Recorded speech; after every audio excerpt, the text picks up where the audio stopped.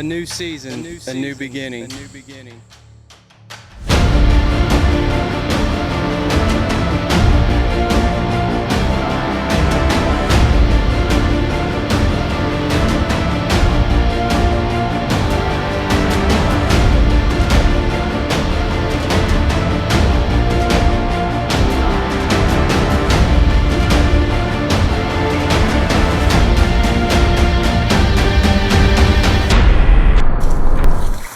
I think my face should be blurred out. Thanks for joining us back again on the Whitetail Factor. We're closing in on season, and we're going to make this episode a little short and sweet, but if you're hunting in Kentucky like us, we wanted to really drive home how good of a month September is to hunt, but how delicate it is to hunt. There's a few things that are really exciting having season open that early, but are also really difficult. We have about a 2-week window, the way I figure it, where we can still hunt deer on a summer pattern. And that summer pattern is very delicate though. We can bounce deer going straight from bedding to food. They almost do the exact same thing every day. Now, in saying that, we have to be very careful that we hunt the right days, because we do not want to bounce a deer off that pattern, because it is such a consistent pattern and can be somewhat easy to hunt. So what we do is, we've noticed on this particular farm, and I'm sure other farms around, that humidity plays a huge part. You're not going to get any 40-degree days in September, so we look for a day that has like a 10 or 15-degree drop with low humidity.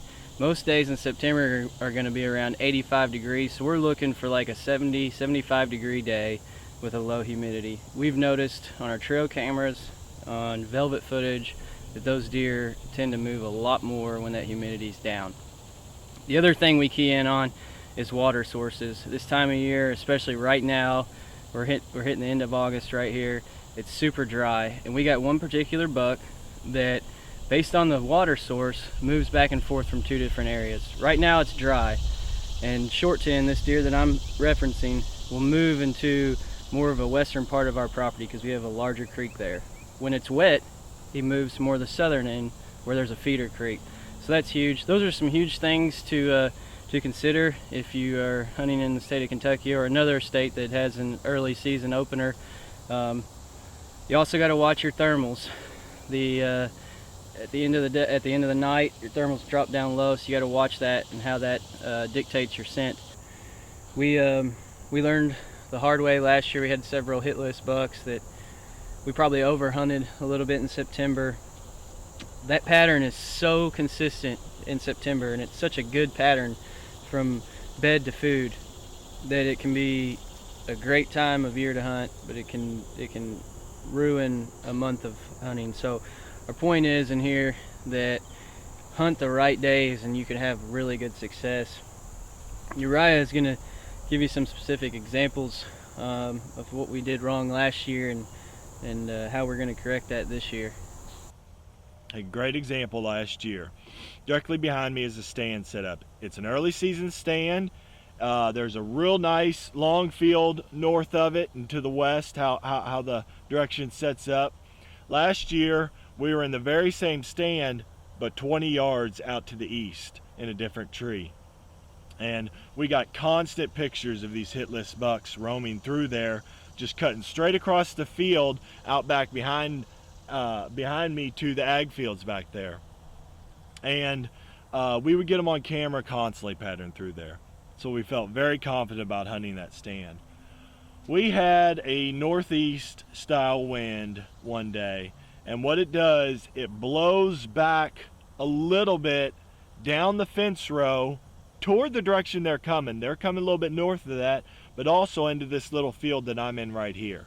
So it's not blowing directly into the field where they're coming. It's a marginal wind. And I said to myself, you know what? Them deer aren't going to cut behind me. They're going to come out well in front of us with the wind direction the way it's blowing, and they're just going to come right across in front of me and have a chip shot with my bow like they do all the time on camera. And so I went out hunted with my buddy Josiah, and sure enough, Next thing we see, we just look up and look back behind us, which is in this little plot right here. This is a little orchard that it's an immature orchard. The trees aren't producing any fruits or anything yet.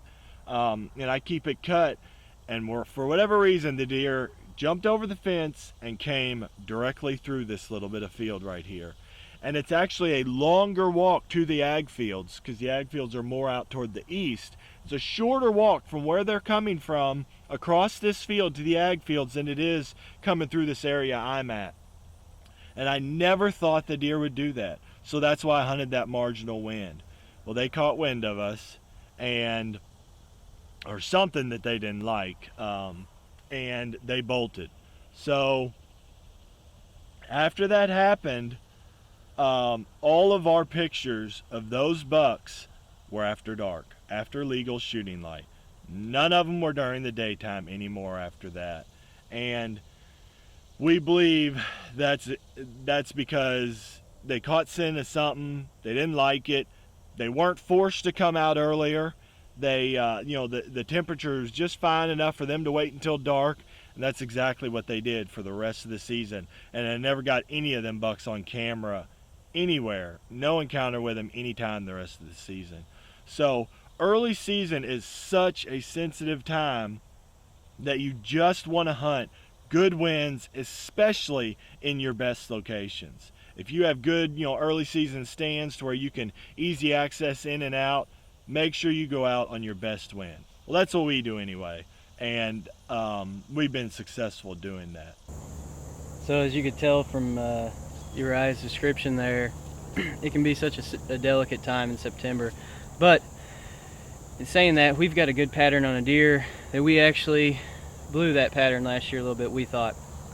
Hook Browse is back. He's doing the same thing he was last year, and we're going to change up our strategy a little bit on him. We are not even going to go out even to a stand like the Greenfield stand that we consider safe and even observe without a good wind and a colder day with low humidity. When we go to hunt Hook Browse, we're going to hunt him on what we consider perfect days. Now, let's talk about a little bit what he's doing. Hook Browse beds down the ridge near the creek, and then travels up from his bedding to the grove. We've seen him on trail camera a lot, and he cuts through what we call the Greenfield. And the Greenfield is just basically a transition area that you've probably heard us talk about last year, transition area to our agricultural beans. We've got a stand set that stays out of the grove. We feel that the grove's a little bit risky pushing in there on the first few hunts. So we've backed off a little bit, and we're going to try to intercept him in that transition area between the grove and the ag beans where he goes at night. I think it's a good plan. We're going to wait on that first cold, low humidity day with a north wind, and I think we're going to have a really good shot at Hook Browse within the first 2 weeks if we get all those factors come through. So stick with us. The next episode we should be hunting. Hopefully we got some really cool action for you.